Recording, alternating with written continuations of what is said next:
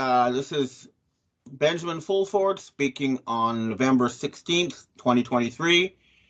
With me today is the legendary Goldbug, editor of the Golden Jackass newsletter, Jim Willie. And we're going to talk about, I guess, the world situation.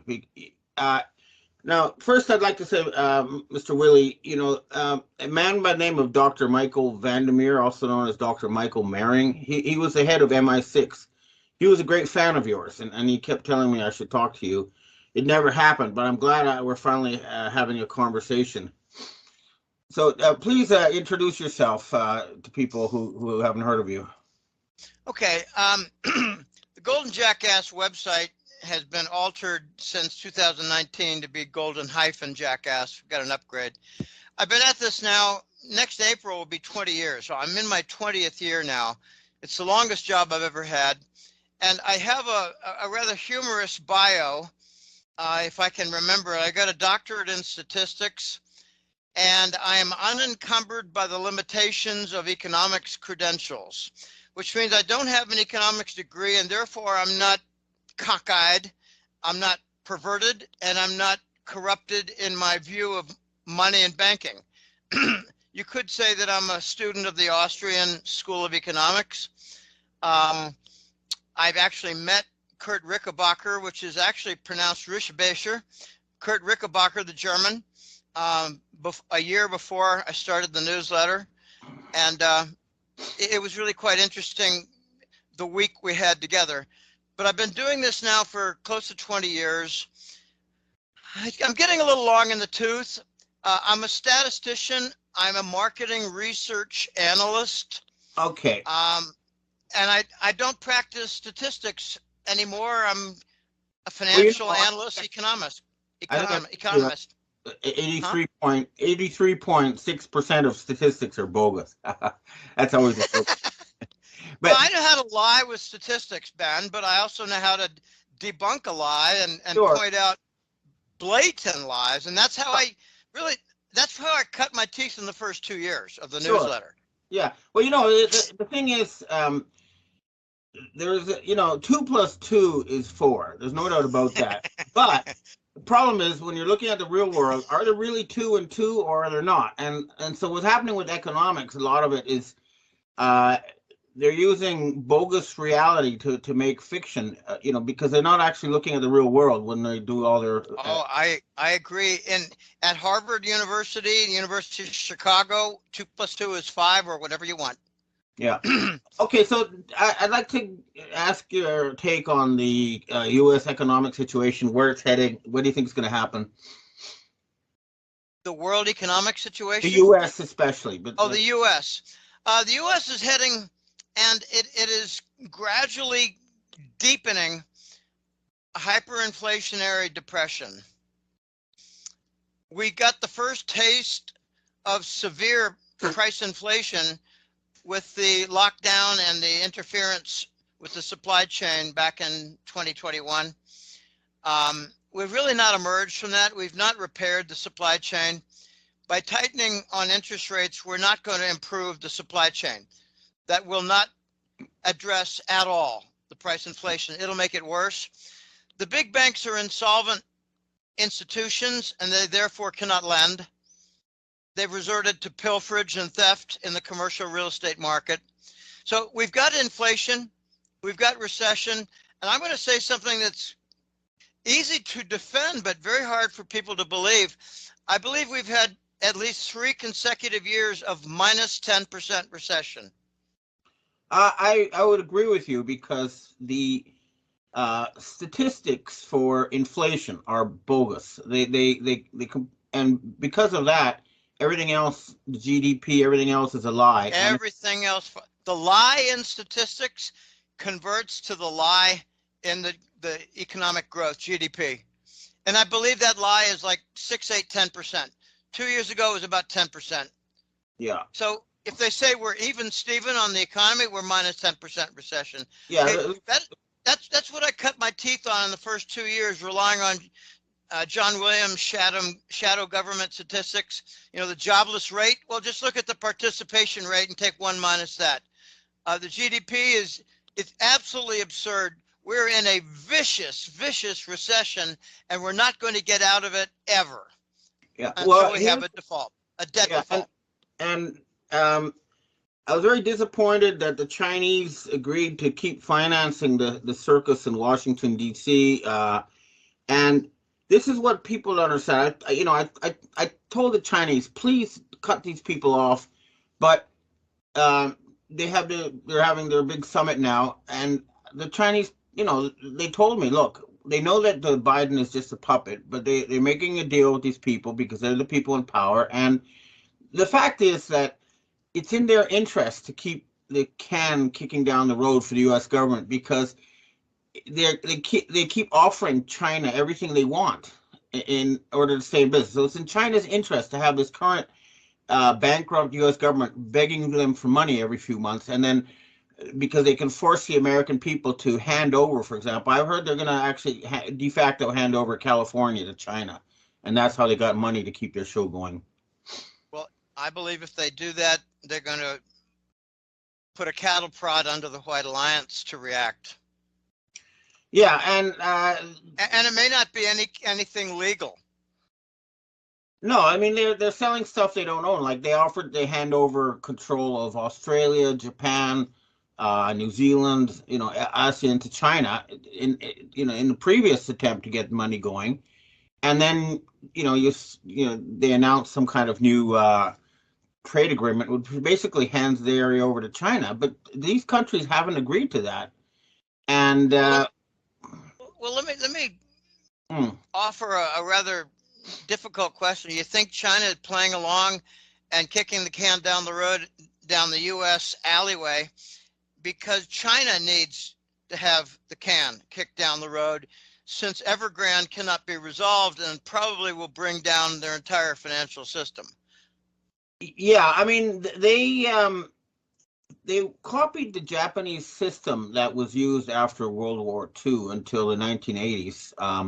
And that was to use real estate as a basis for their financial system. So it's a real estate-backed financial system. But they got to the point where it would take 44 years of someone's entire income to buy a house to live in. And then about 20% of the houses in China nobody lives in them because these rich people buy them as investments. And if they lend them, they become used. So it's dysfunctional. And there's no way around that. I mean, they're trying to boost other sectors of the economy, but yeah, the Chinese have this problem and they're not dealing with it yet. But they are aware of it and they are trying to. Okay, but my point, Ben, is if they cut off the United States for funding, I believe that would mean that China would also fail. So we're tied at the hip in a horrible relationship. They need their exports to the United States. They need the export trade. They don't have bankruptcy procedures.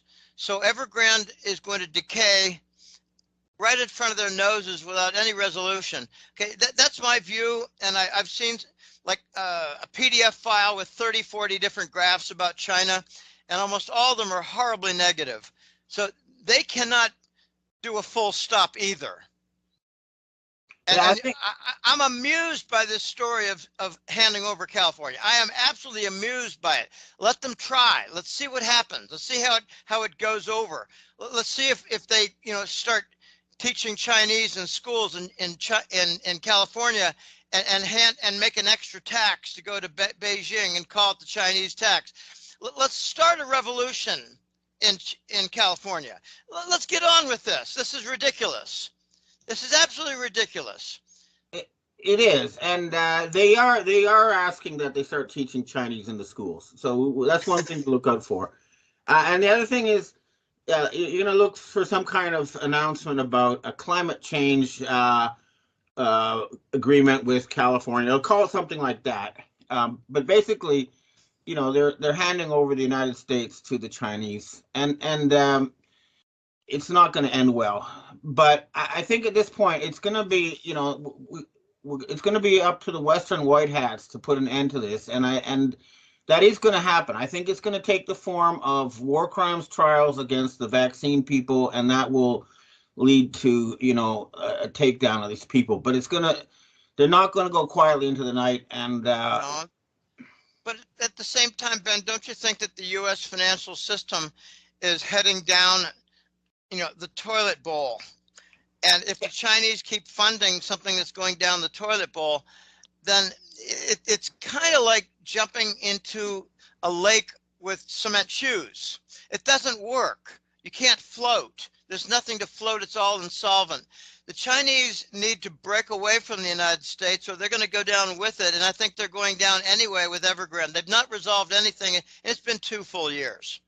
Well, yeah, except that you have to remember that there is the rest of the world, and that is doing quite well. Most of the world outside of the West is actually fine, and the Chinese are moving that way more and more. So, Sure.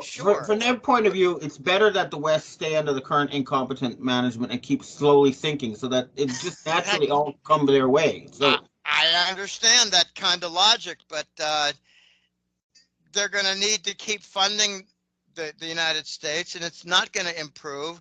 We're going to continue raising interest rates. We're going to have some bank failures.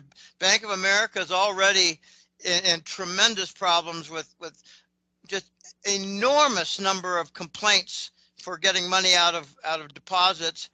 And, pretty soon we're going to have unrealized $1 trillion portfolio losses in the big banks.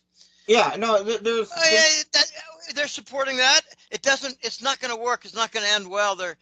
It's like having a bad son who's got a gambling problem, and he's also got a drug problem, and he's got every kind of problem, and he's got the mafia after them, and you keep financing his credit card. You got to cut it off. Yeah, it doesn't work. A frontline reporter during the Japanese bubble, and at the time, I remember the difference between the growth in bank loans and the real economy was such that it had to be. I knew that mathematically there was 100 trillion yen worth of bad debt. And that's about $1 trillion. And the similar thing exists now. And at the time, the Americans were lecturing the Japanese. The Japanese were covering up by keeping everything in their books on the price they paid for, not the current price, Right. Mark to market. Right. And the Americans were lecturing the Japanese. You have to mark to market. And they were able to cover it up for about 5 years before the whole thing imploded. And the United States, they're doing the same thing now. They're hiding all the losses, but if you have all these loans and government bonds you bought at 0% interest rate, and now the interest rate's 5%, they're worth like less than half. They're down 45%. Okay. Yes, but now we've got new U.S. government debt that's additional trillion every 5 months. If you look at the amount of debt that's increasing, you're in the situation now of crack up boom and Ponzi scheme all rolled into one, and we're not getting any results from new credit. It's an implosion that's going on right now. They're doing billion-dollar patch jobs in the middle of the night to keep these big banks liquid, and oh gosh, I just don't see any solution. And I'm amazed that the Chinese are dumb enough to keep funding when. Yeah, I mean, what are they asking? What do they want? An impeachment trial? Is that what they want for the end of Biden? They want us to get rid of him ourselves? Well, that's what I mean. It's going to be up to the American people. But what you need to do and is have a jubilee. You need to have a complete reset of the system. But shut down all the banks, and then the idea that I've been pushing is that you, as a part of a reboot of the system, you give everybody ownership of their current residence. Remove all the mortgage loans, and if you're in a rental place, you're going to own it. And then use government money to pay like little landladies who need the rental income. You pay them the equivalent of rental income in government money, and everybody will have no debt and own their own residence as a way to start the system again. And then you'd have to have bean counters to go over and find out what's really exists and make sure the financial system and the real world are closely aligned. Right now, as you know, it's a giant hallucination for most of the big banks. Yes, it is, but everything is breaking, and everything is breaking at the same time. Right now, I'm watching the Treasury bonds break. They had failed auctions. August was a joke. We gave money to our friends in Europe. They bought the Treasury bonds. We're now having to switch over to short-dated paper in order to get any bids at all. They had a tremendous failure on a 30-year Treasury bond auction. I understand your view somewhat for the future for a kickstart, but golly, we got to deal with our reality, and our reality is a Treasury bond default, the BRICS nations in rebellion, our big banks are failing, and it was 2 weeks ago, we had two different big U.S. banks with over 100 basis points for the credit default swap. That's the bond insurance. We're about to have at least a couple big bank failures, even though they're keeping things liquid with the I call it the 2 a.m. multi-billion-dollar patch jobs. This is not going to, we don't have the luxury to plan for things like that while we're busy imploding. Well, I mean, I've heard from a lot of people that we just have to wait until it implodes before any change is possible. But yeah, it is imploding. There's no doubt about it. And it can't stop it.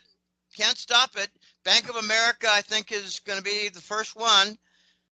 The complaints are off the chart now for getting money out. The theft. I mean, the big banks can't make any money. They're not lending. They're insolvent. So they're resorting to pilferage of commercial property. They're not rolling over, the 7-year mortgages or whatever. I got one story, Ben, and it's from an upper Midwest $200 million property. And I know a client in Texas who's good friends with one of the 4 owners. So he had $50 million in line for this very big property in the northern Midwest. They lost it. They couldn't roll over the mortgage. That's what the big banks are doing now. They're conspiring not to roll over mortgages. Okay, this is not going to end well, and I'm just amazed that doctors aren't getting shot and bankers aren't getting shot. I'm really amazed. I have to agree with you. It's horrendous what's happening. I say they're trying to destroy everything. They're trying to destroy life. It's animals, it's birds, it's insects, and now it's people. They're trying to destroy business, supply chain, your job, small business during the lockdown. I got a friend, Ben, in Los Angeles, and he has 3 different clothing stores. All his competitor big box stores were open. He was forced shut with fines. They turned off his electricity. They're trying to kill the business. They want us to be poor and happy and obedient. And I say, screw you. So, we have to let the system implode. And I believe during the implosion, there's an awakening by the public. And I've heard that the Biden approval rating is under 10%. I'm not really sure what the white hats are waiting for. I don't think they're going to get civil disorder and civil war. I heard a long time ago that Black Lives Matter and Antifa have been defused. I don't know what they're waiting for. I think what that might be, and I don't know this for sure, they might be looking to clean up a lot more generals and admirals in the military. They might be waiting for an event like a divining rod that will definitely put you to the left or to the right. If you're to the right, you think Trump's commander-in-chief. If you're to the left, you're going to be looking for the Biden orders for more destruction. Have you heard about the Admiral Inish or Ishin in the Mediterranean who refused to follow orders off the Israeli shore? He refused to follow the orders, and he's waiting for the commander-in-chief, Trump, to issue orders. Okay, this is the sort of thing that I look forward to. Yeah, it's definitely the only hope is that the military white hats finally do something, and I think they have been frozen by the fact that they also have a monthly salary that needs to get paid so that they can live, and they're worried about being cut off their monthly stipend, and so they have to realize that they're going to have to take control of the money-making machinery. That means taking over. I see the Fed buildings all locked up and stuff, but That's not where it is. It's where the computers are. You have to go to the computer center. I was taken on a tour of the Bank of Japan. You have this nice old fancy building where all the Bank of Japan people hang out. And across the street, there's a computer room. And I was in there once. This was a long time ago, like 7 supercomputers. And that is where the yen lives. And there's a similar thing for the dollar. And they got to find that computer center and grab it. And then they can do their military coup and still have their monthly payment. You know, that's what they need to do. I agree. When you have a problem with the bank, sometimes the answer is not with the agent talking, it's with the computer system that's in control. You get the programmers to control your computer systems, but you know the Federal Reserve, there's a different battle going on there. They're battling for the money printing machines for pallets to send them off, you know, on aircraft to Ukraine or whatever.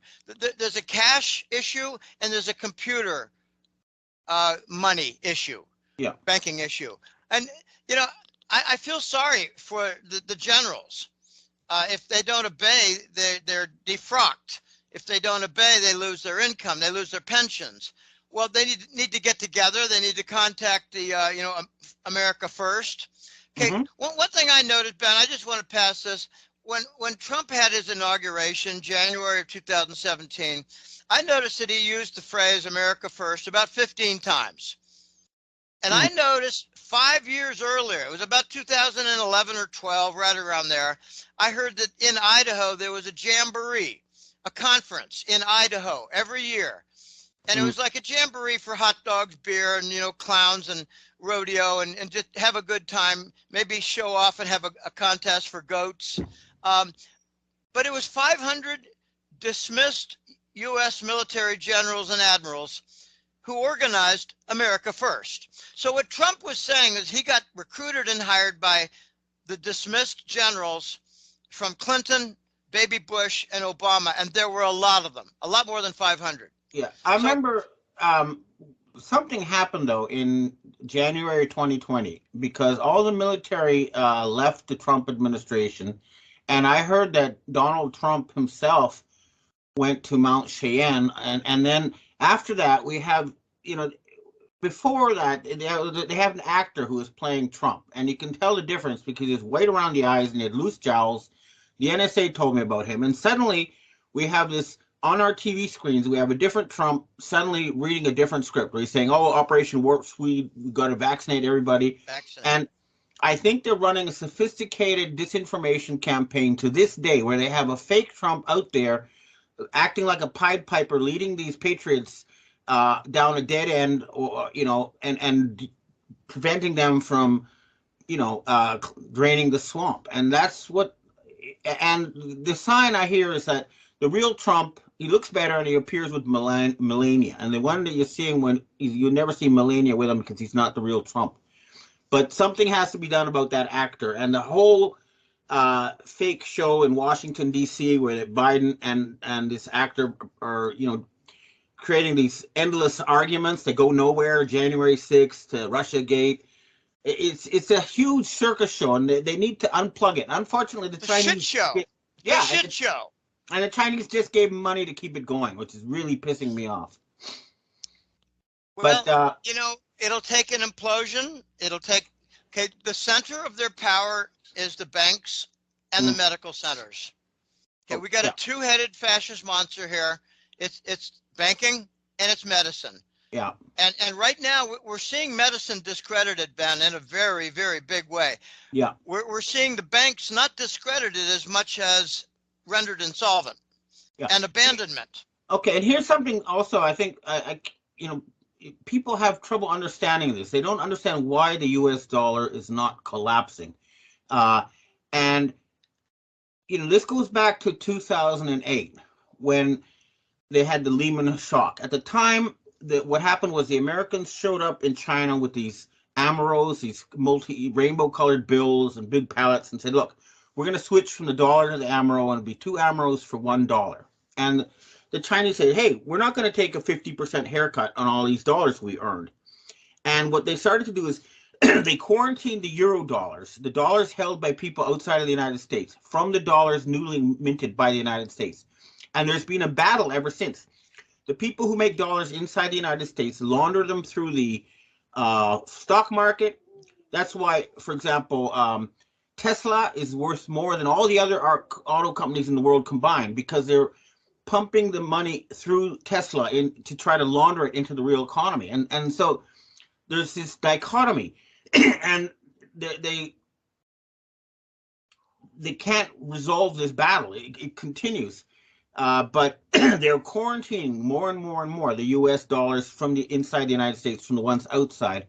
And that's the situation. And that's why the dollar is strong internationally, because there's a limited amount. And they or can only make new dollars when they actually export cars or something that really exists. Do you understand that? Do you think that's? I mean, that's what I think there are several factors at work. That could be one. I'm not too familiar with that. You're talking about the old dollars, like we had in a previous conversation. The old dollars, I think, before Bretton Woods, the old, before the Federal Reserve notes came in. The old dollars are better. It's like the old dimes, the old quarters. They're worth more than the new ones. Okay, I think we're seeing now like a boycott internationally of new money from the dollar sources. Yeah. And that's why you're seeing in Long Beach, in California, you're seeing a rejection of treasury bills, because it's all regarded as new printed, reeled out treasury bills that are worthless. I have a different view. I don't think it contradicts. I think it goes side by side with your point. But when foreign central banks sell the treasury bond, they're vacating their dollar reserves, and therefore their currencies go down. When the Japanese sold about $180 billion over a 12-month period ending in October of a year ago of treasury bills, Bank of Japan, they bought gold. So they vacated their dollar reserves, and their yen went down because they vacated the dollar reserve. So that's a big factor too, and that's really at work in every continent. While yours may be, the undercurrent, and my point about treasury bonds could be above the table in a visible manner. But when the French and the Norwegians sell treasury bonds and they buy gold to replace the treasury as a basis, they're doing harm to their own currency, because they're lowering their dollar reserves. And everything is based on dollar reserves now for central bank activity. I have to come up more to speed on your factor, because it sounds intriguing and very real. And there are a lot of moving parts here. How about just the other moving part of money laundering from trafficking? That is a very big issue. It could be between $1 and $2 trillion a year. That is a very, very big amount. Yeah, no, when the Taliban they shut down heroin production by 95%, and even the Russians are giving credit for that, right? But what's happened is they moved all the heroin production to Iraq, and that's why they have American soldiers in Iraq to keep the heroin business going. Oh my gosh! And then, and the other thing, I've been talking to the cartels, right? And they're telling me that their poppy production is being attacked because the Rockefellers want to sell fentanyl instead. So there's even among the drug there's a narco war. It's a global war for narco. But I tell you something, and I got to give this credit to the Mexican narcos. They've said that they no longer produce adrenochrome. They won't deal with that. So they're not torturing children to extract adrenochrome and sell it to the ultra rich anymore. And that's so now I'm hearing that they're actually taking blood from newborns in hospitals, just draining a little bit of blood without the parents knowing, to keep themselves going. It's this crazy stuff that needs to come out, and these people need to go to jail for that. I mean, mass murdering children and torturing them to harvest that's the sort of thing they actually do. It's proven, and these people... We need to act on this. It's evidence, Ben, that the elites are somewhat vampires.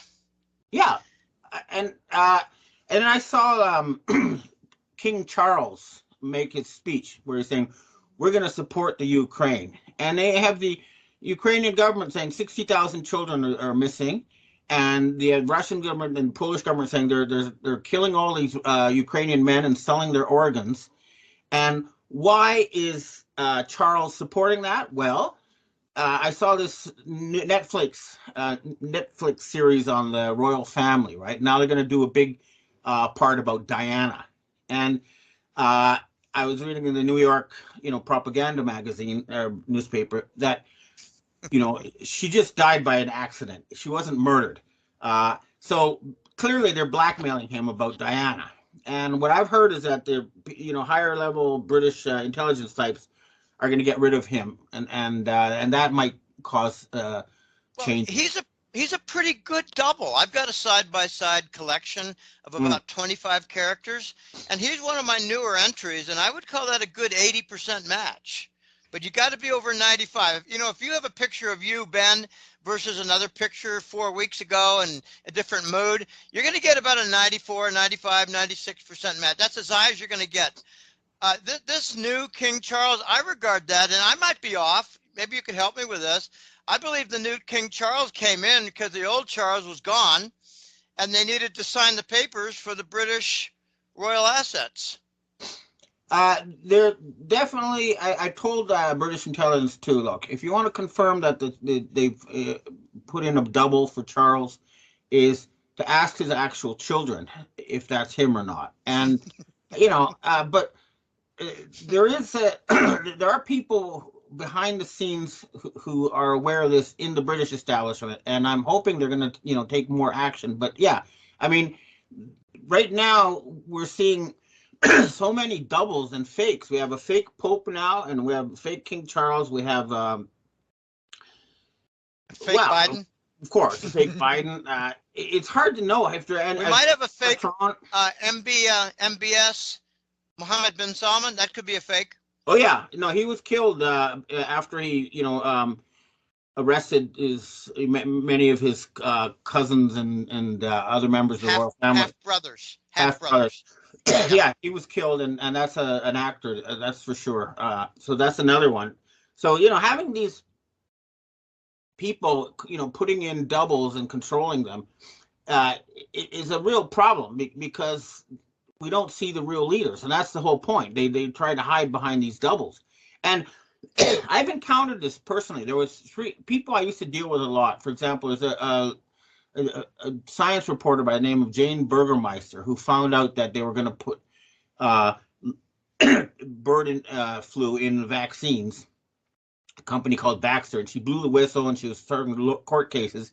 And then I got contacted by her friend saying she'd been killed. And then someone appeared online pretending to be her. And when I tried to talk to this person, it obviously wasn't the same person. The same with Neil Keenan. He was the head of CIA in Eastern Europe. He had a son in Bulgaria. And I got a call saying he'd been killed. And then this guy started appearing online saying, I'm Neil Keenan. Only when I talked to him on Skype, he didn't even know he had a son in Bulgaria. So, it's usually the family, in particular the wife, that gives it away. Yeah, the same with. But it's also things like college buddies, and I hope. I was joking to a good friend of mine 2 days ago. I said, I sure hope I don't answer the door someday and see Jim Willie on the other side. Yeah, that would be that would be very bad. That'd be very disconcerting. But here's one little hint for me, Ben. One eye is lower than the other. Okay. For me. Every time I buy sunglasses, I gotta bend the sunglasses so they fit, and then they're fine. And then they don't. Then the sunglasses don't sit on the table right because they're a little askew. To me, it's a sign of the times of deception. The Bible talks about extreme deception in the end times of tribulation, but it's more than that. What it means is the name is bigger than the person. Yeah. I mean, they're sustaining Hillary. We might have 5 versions of Hillary. I don't know if you follow U.S. Senate figures, but in my old state, Pennsylvania, we're now on the 3rd version of Senator Fetterman. Yeah, and he was on the Colbert nightly show, and he actually said we've got a shortage of intelligent senators. when he replaced the one who couldn't put two words together. Right. Fetterman. Yeah. Uncle Fester, by the way. Okay. And we had, I think, we're on our like 7th Nancy Pelosi before they finally pulled the plug on that show. But the thing is, I talk to Japanese diplomats and other high level people and try to have an analog, source of information. And I know that there is still a Hillary Clinton alive, and she's a lot older and fatter than the one you're seeing on TV, but she's still there. She hasn't been arrested for murdering those girls. And same with Bill Gates. There's still a real Bill Gates out there. They put doubles on TV and stuff, but they actually have the real ones still around, and they shouldn't be. They should be in jail for murder or mass murder. Hillary is close to 80 years old now. She was 73 at the debate where she got replaced. Right. Okay. Remember Trump? Okay, it was the October 2016 CNN debate, and about 2 days later, Trump actually said, "The woman with whom I debated." He said he didn't call her Hillary. Okay, that Hillary, the real Hillary, I've got the before and after. I got a big collection of. I don't have a Ben Fulford before and after, but I hope I don't ever have to do that. But I call it the hag versus the new makeover. Right. And there's easily a 35-year difference on that. The old one is an actual hag. Yeah. I mean, bags under the eyes, double jowls, and she looks the part. She must be 80 by now. By the way, I just saw a new picture in Abu Dhabi of Hillary, and she's got like an earring on a part of her jowl that accidentally fell off. Right. Why don't they expose them in public? Why don't they have someone walk up to them like, remember Muhammad Ali grabbed the toupee of Howard Cosell and started running around on stage? We need to do things like that. Yeah, we do. We need a Muhammad Ali to do that. Well, someone who's bold enough. You remember that Biden was meeting the British Prime Minister Cameron, right? And they're in front of the press, and the Biden said, "Yeah, I used to be on this TV show called whatever," and Cameron says, "Who are you?" And Who the bloody hell are you? Who the room, bloody hell are you? That was his quote. And his name was Arthur Roberts. Yeah. Arthur Roberts, a B movie. Yeah. I was all over that story. That was a year and a half ago. That was a beautiful. Who the bloody hell are you? That was. I think it was Boris Johnson, though. I'm not sure. I think it was Boris. Anyway, we need to unmask. I love that word. We need to unmask these masked people. Yeah, and someone needs to grab the. Is that part of the plan? Do you think? Are they going to do that? Are they going to rip the mask off Biden? Are they going to rip the mask off Hillary? I mean, there are many more that are running around with a mask, and we might even have a good guy with a mask on named Elon Musk. Yeah, I mean, what I heard, getting on to the subject of Elon Musk, the P3 Freemasons, these are people who put on black masks to cover their faces, and they give the orders to the Vatican and to the mafia. They told me, look, we're all in our 80s, and we're handing over to Musk, right? So he's a faction in these secret elites, and I think are relatively good, although the problem with Musk is that he's pushing electric cars, and electric cars are a lousy technology. Here in Japan, and a sign that something has happened fundamentally, Toyota has announced a whole line of hydrogen cars, because that's technology that's going to completely upend the entire electric vehocles. And I think China themselves. Go ahead. Yeah, no, I was given an invoice. I was shown an invoice for an electric car that would run 70,000 miles, and it cost $50,000, but to replace the batteries after 70,000 miles would cost $30,000. It's ridiculous. Unbelievable. And the Chinese went all into this battery technology. They completely switched over their automotive system to that. Dead end. But it's hydrogen, and the Japanese have started producing the hydrogen, and that's going to change everything. So something is happening. A new global leadership position for Toyota. Here we go again.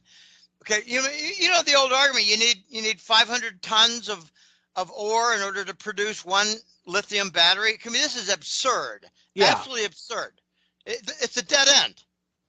But I've in been any talking case, about hydrogen cars, Ben, for 2 years, and I think I got it right. yeah.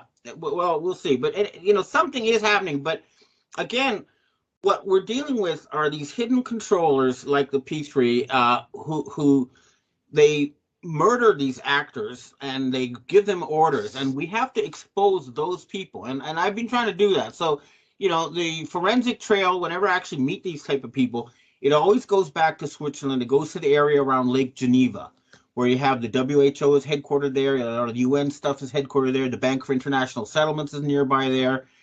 It's these people hang out around Lake Geneva, and that's where we need to take action. And I've heard the Swiss are on the case, but it's like when you're fighting an octopus, you wrestle with the arm, but you need to go for the head, and that's what we're trying to do. We're trying to find who the controllers are who are putting these actors on our screens and giving us this fake show. But I think we're almost there. I think we're almost there. And what I heard from it was one of my colleagues, and I called him the voice because he was so influential and knowledgeable. It was 10 years ago. We parted ways. He's got all kinds of non-disclosure agreements. But he told me in 2012 and 13, Ben, Mm-hmm. that the White Hats are going after the middle level cabal. And he told me in 2017, they've eradicated 80% of the middle level cabal. So they've left the cabal with a bunch of heads and a bunch of foot soldiers, and they cannot get everything done. So I think what they're doing is they're working their way up. If you want to make this a military analogy, they got rid of all the lieutenants, all the sergeants, all the captains, and now we're dealing with the majors, colonels, and generals. And we're working our way to the top, finding the head, and that's what we need to cut off and unmask.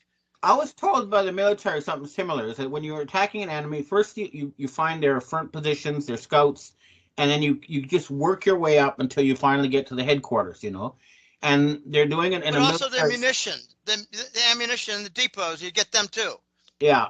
Well, hopefully this will happen soon, but I don't know if, like, if it's going to be the Donald Trump supposedly in Mount Cheyenne, or I personally, I like what I see with Colonel Douglas McGregor. Have you been following his work? Oh, absolutely. I've been told that he will be in charge of the highest level tribunals of U.S. military generals and admirals. I mean, that would be an unprecedented event. And I give him a lot of courage. I mean, a lot of praise for his courage. I think he has to operate in a hidden manner because he's got to be a target. Yeah. But he could be a very influential person. And I'm just going to throw something out there. He might end up being like the caretaker president from the military side for a period of time.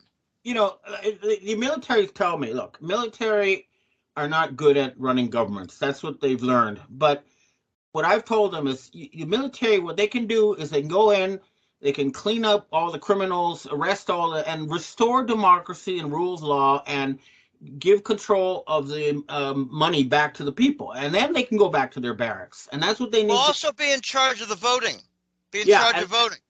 Yeah, look, democracy works if people have accurate information and their votes are actually counted. Right now, it's all electronic fakery. It's nothing to do with the people, and that has to end. I call it ambassador. He got an endorsement from Ambassador Dominion. We need to cut Dominion, get him out of the room. Ambassador Dominion. Have you seen the logo on Dominion? No. It shows kind of an S, and on the top it's red, and on the bottom it's blue, and then it says, "We change the way you vote." Yeah, well, that's That's very clever. It's kind of like a hold up, Yeah. Hold up, holding things up so you can get progress, or hold up for a robbery. Okay. The U.S. language English language is very versatile. I like the military not to run things. I like it to conduct tribunals and to run the elections, and maybe get in there and do some forensic financial analyses. Yeah. Like, where's the money laundering? That sort of thing. Yeah. And speaking about forensic financial analysis, for close to 20 years, I've been told about these giant caves full of gold in Indonesia and in Asia and stuff. And I've gone to these countries to look for it, and I think it's all BS. Because you see, when they ask people what backs your dollars, they say, "Well, we have these giant gold caves." I've asked them to a simple test: take a recent vintage newspaper and take a photograph with it in front of the gold. They can't do that, and Yeah. I talked to for example, a Japanese retired head of a major financial institution. He spent 20 years of his retirement using old Japanese military maps to look for gold that was supposedly in the Philippines. And in 20 those 20 years. years, with the actual Japanese military gold maps, the total he found was like 1 ton, not these thousands of tons they talk about.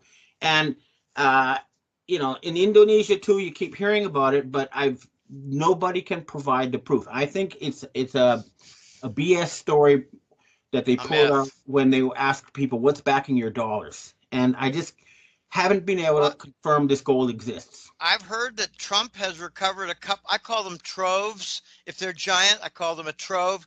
I heard Trump has recovered 2 or 3 troves and Fort Knox. He wrestled it back. There was some, battling between, troops guarding whatever. I've heard Marcos has a tremendous amount. There might be 5 different mountain vaults. Yeah, you But keep if hearing you it, can't, but again, I know, but I know, but I've seen some paperwork too, Ben. But I'd like to see pictures. I was curious about, are there any pictures of the big tunnel between Istanbul and Jerusalem? There was supposedly 100 miles chest high of gold valued at $250,000,000. I think, well, that's all very nice. It sounds very nice, but yeah, much more real is the 750 plane loads, Hercules plane loads, that were vacated out of the Vatican. And I think it went to Greenland. I did see lots of pictures of um, mummified popes covered in jewelry and stuff that were taken out of the Vatican. That's for sure. But but the point is this: that um, okay, if there's no gold, there's no gold. We don't need it necessarily. It just has to be something that really exists. It can be grain, it can be oil, it can be, silver. And we need to get an inventory, of the real world, and then, you know, lock the financial system into that. Because all these years, I've heard all these stories about these giant treasures, and I haven't seen any proof. And I've been looking. I've flown, and checked and talked to these people, and they just can't prove the gold's there. Have you met any white dragons? Uh yeah, the White Dragons is it's a group of white hats that okay, I'll have to admit I sort of started it. Okay. What happened was when I was inducted into the Asian secret societies, they asked me to contact Western white hats, and I went to the Russian embassy in Tokyo. I talked to MI6, I talked to CIA, and we built up a network of people who agreed that there's something fundamentally wrong with the system, that we need to change it. And it's a Western white hat group, and it's we're trying very hard to overthrow these satanic child sacrificing leaders and restore sanity to government. Uh, but we don't have big gold stashes, okay? And the Chinese, the actual Chinese Lotus Freemasons, 55 million members, including Xi Jinping, they told me they have 20 tons of gold. Okay, that's the real world. I have maybe an ounce of gold hidden around in different parts of my house, but basically we're just uh, a network of people who are trying to fix the way this planet is governed so that we stop destroying nature and we stop stealing from everybody on behalf of a tiny inbred elite. That's what we're fighting for, to Well, liberate the planet from I satanic believe the control. Russians have truckloads, boatloads of gold. The Russians. I, I I think it's well known that under the Kremlin there are 25,000 tons of gold. It's Well, well again, known. let's see the pictures. I did find one real gold stash. This is in Bougainville. I went down there to visit the king there. They have the largest gold mine on Earth there, and they're being quarantined. They're not being allowed to produce that gold and put it into the system. But that's real, and that's something that we could use. And that's the sort of thing that I actually go there and see the mine for myself. Um, Let me tell you a little bit of that story. What happened was Bougainville is next door to Guadalcanal, where they had the big World War II battle between the Japanese and the Americans, and they found this gigantic gold stash there. They built this huge mine, but then in order to get the gold out of the ore, they used large amounts of, I think it's arsenic, and they were dumping it in the rivers, and the people were all dying and being poisoned, downstream. And they started fighting against the mine, and they had all these weapon stashes from World War II, and they actually beat the mercenaries hired by the Rothschilds, and they became an outlaw state. They're not recognized by the UN, but they're de facto in control of that area. And I went to visit them, and that is real gold, and that could be used, and they are willing to use it on behalf of humanity. This is the sort of thing that you actually go on the ground and report. You find stuff that's real and what's not, and that's real. That's something we could work with. But Well, in any case, the Russians have a lot of gold, Ben. yeah, okay. They hid a lot of gold from the Bolsheviks in the Russian Orthodox churches in false basements and false walls. I got that from a source in Switzerland. It's probably 100,000 tons. Okay, well, I'll tell you a story that came from the Bank of Japan. During the Russian Revolution, Japanese sent battleships to Vladivostok, and they took out 100 tons of Tsarist gold that was being evacuated away from the communists, and they went from Tokyo to London. And that's something that you can verify that really happened. But after that, we don't know. But in any case, we do need to have an actual inventory of the gold. Another one I know. Okay, I'll tell you another story. I got approached by an envoy of the Michiko, the Empress of Japan, and she had a stash of gold in Switzerland worth about $5 trillion, and said we could use that for humanitarian purposes. And the way to do that is to contact the head of the Red Cross, because they're in charge. And I did this, and it turns out that's why UBS went bankrupt. They had stolen that gold. It wasn't there anymore.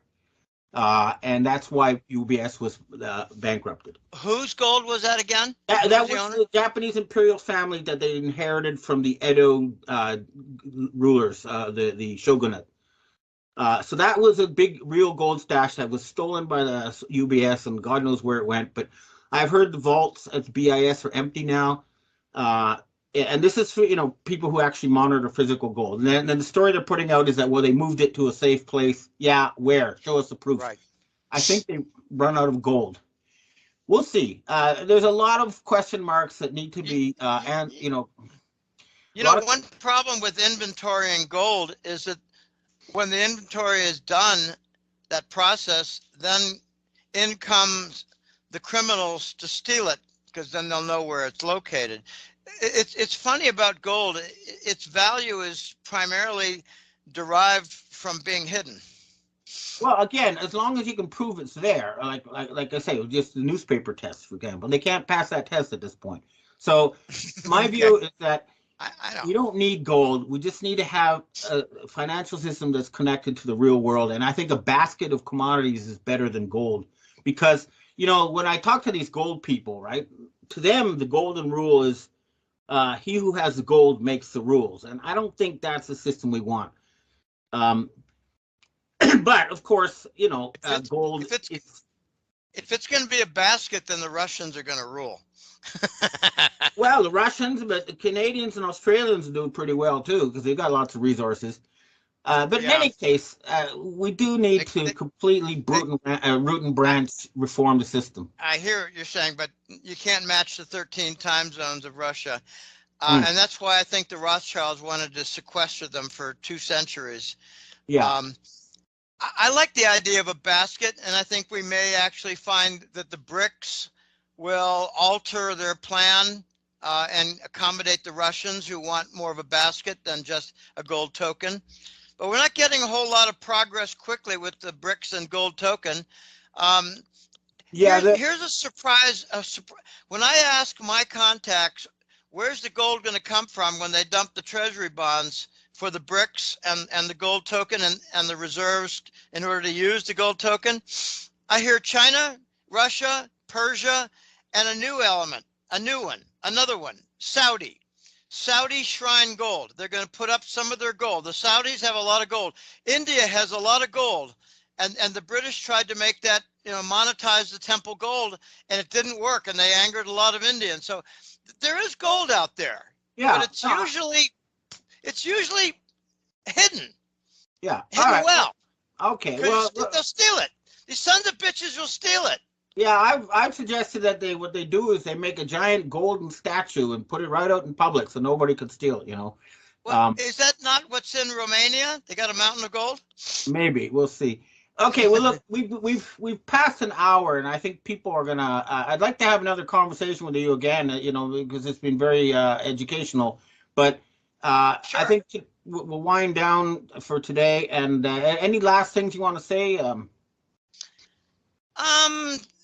My focus is on the U.S. government debt, the treasury bonds, the derivatives, and the banks, and they're all breaking. They're all breaking at the same time, and we need to be prepared because life savings are at stake, and that's what I'm all about, protecting life savings and following the implosion. This is not going to go quickly, and it's not going to go quietly, and it's not going to go orderly. All right. Well, I'm pushing for a Phoenix-like recovery after the crash, where Me too. A jubilee and restoration of democracy, freedom of the press, and rule of law. All right. Thanks. And encouragement for gigantic explosion of business creation. Yes, absolutely. Real entrepreneurs need to be rewarded for creating value. We're not going to do anything about that. We're not going to target any real businessmen to create real value. These are the backbone of the society. Okay, well, thanks, and thanks for taking the time to talk with me. Okay, thanks for having me on, Ben. Bye now.